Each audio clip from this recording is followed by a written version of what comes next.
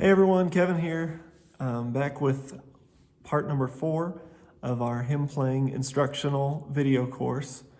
So just to kind of bring you up to speed, we've talked about, in part 1, we talked about left hand octaves.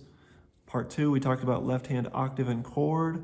And part 3, last video, we talked about the right hand raised 3. So I'll review a little bit through those, through that right hand raised 3 here in a minute.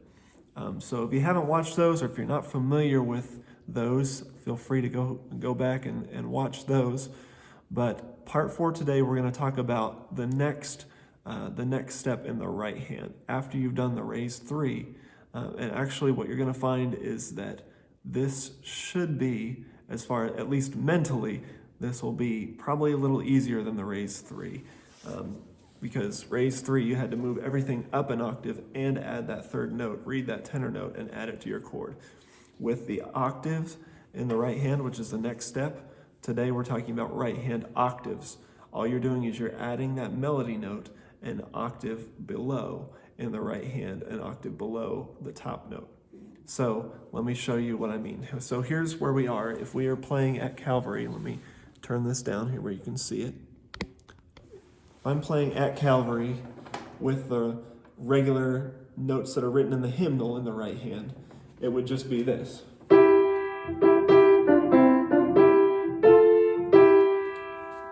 Okay? Last week what we learned is that you move that up an octave, and then also at the same time you add a third note to the chord, which is usually just your tenor note. And you sometimes have to move it so that it's closer, so you're not stretching all over the place. But if I do that, then I've got...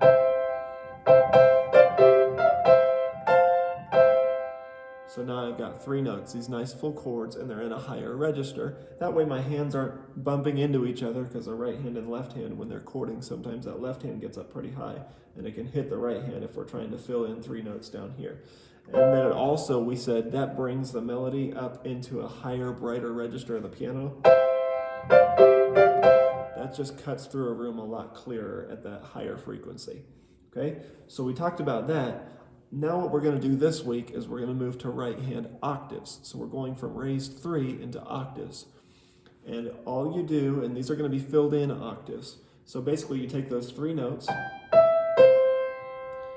and then what you're going to do is you're going to take your top note, which is your soprano note, your melody note, and you're going to double it. You're going to play it again an octave below with your thumb. So now I've got my alto, my tenor note, and the soprano note I'm playing here, and I'm also playing it down here. So I've got, here's my G with the thumb. There's the melody notes, and then I'm filling in those alto and tenor notes that I already added last week. So literally the only difference between what you did last week and what you're doing this week is you're adding that bottom note in your thumb. You're only adding one more note. You'll keep it still in that raised octave, in that higher register. You won't bring it down here. You'll keep it up in that higher register, and you'll just add that note below. So what that will sound like in the right hand is like this.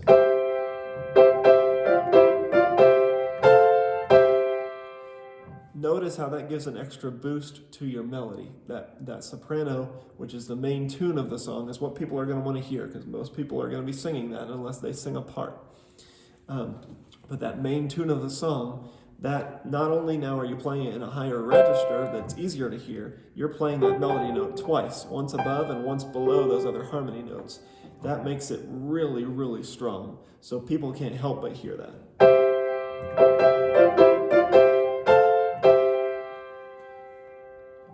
Notice how that melody is very, very nice and strong when I do that, okay?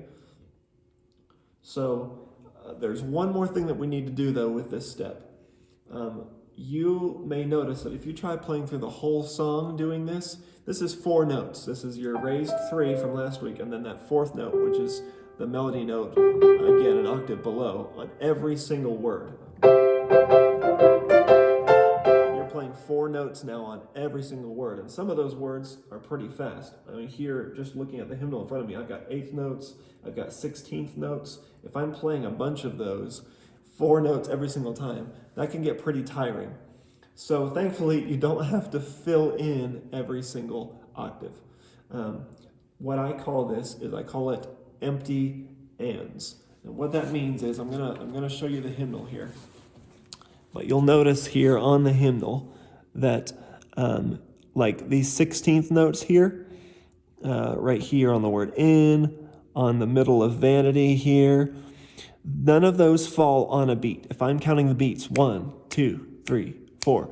Years I spent in vanity. Spent, van, T. Those are the ones that came on a snap, on a beat. In comes in between beats. This middle of vanity, that comes in between beats. So because of that, because I don't have them falling on an actual beat, what I'll do is I'll play what I call empty ands. Those are what we call the and of a beat. A lot of times if you're counting, you'll count 1 and 2 and 3 and 4 and. You use ands to count what's called the subdivision. Any eighth notes or anything that comes in between the beat, you'll count and, but you'll use the numbers to count the actual beat. 1 and 2 and 3 and 4 and. So then anything that falls in between the beat, we would call that an and. It's on the and of the beat, or it falls in between the beat. So that's what I mean when I say empty ands. If it's on an and, or if it's in between your beats somewhere, then you don't need to play a full octave, all 4 notes there. All you do is you just play that melody note with your pinky and then an octave below with your thumb. You don't play anything in between. So what that means is on that measure with my right hand, on the word in and on that middle syllable of vanity, I'm not playing anything but just the octave, what I call the empty octave. It's not filled in with notes in between. So I've got years I spent, and then when I go down to in, because it's such a fast note, I'm just playing the F, which is the soprano note. I'm playing it here, I'm playing it in my thumb, but I'm not playing anything in between. These are the alto and tenor notes. But because that's so fast, it's okay if I don't put those in there. I'm playing the empty and. I'm playing notes that fall in between the beat as empty. So in other words, the only words that I fill all 4 notes on in my right hand are ones that fall on a number, on a snap, right on the beat. Anything in between, I just play empty octaves without anything in between. And that helps your hand. It makes it a lot easier on your hands instead of having to play dun, dun, dun, dun, dun, dun, 4 notes every single time. So here's what that sounds like now, that first line, if I play empty ands, if I play everything empty that's in between the beats.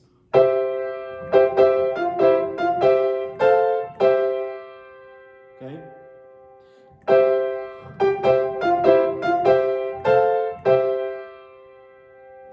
Anything that does not fall on a strong beat, 1, 2, 3, 4, I make that empty.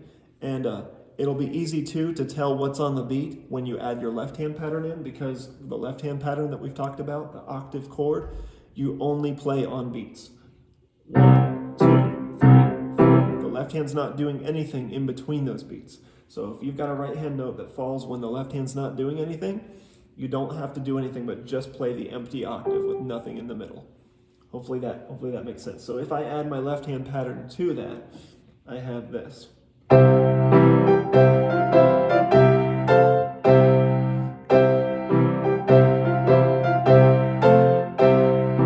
missed a chord there the first time. So hopefully that makes sense. Let me slow that down a little bit again.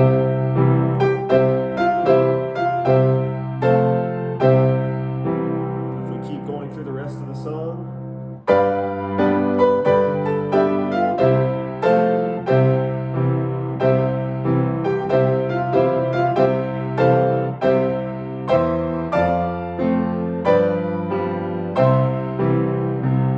A couple of the left-hand chords. I am focusing really heavily on this. I'm thinking a little too hard about it, but.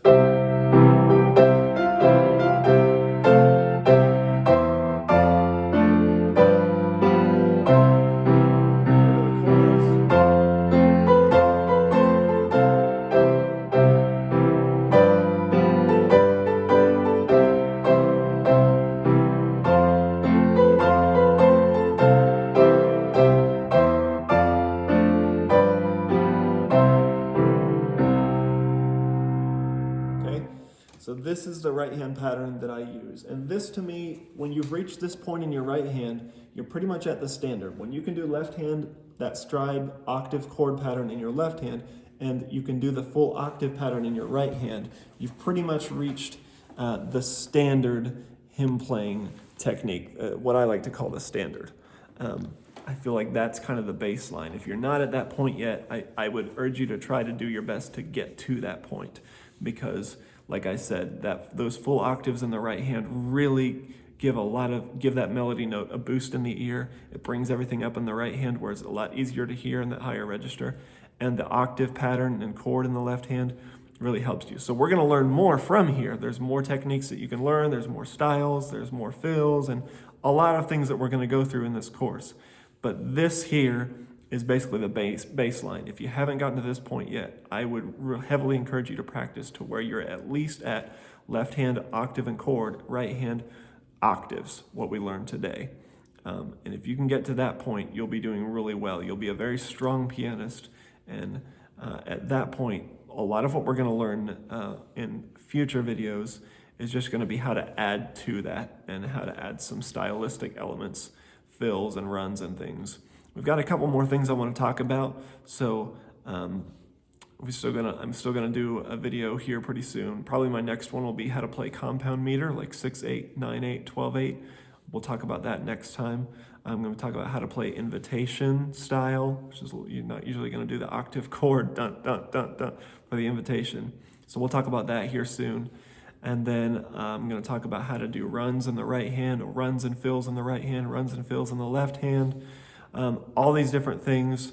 We'll talk a little bit about word painting, text painting, coloring, and things like that. So all of that is yet to come, but I encourage you to spend some time practicing. So just like with every other technique I've talked about, do hands separate. Start with just practicing your right hand with those octaves.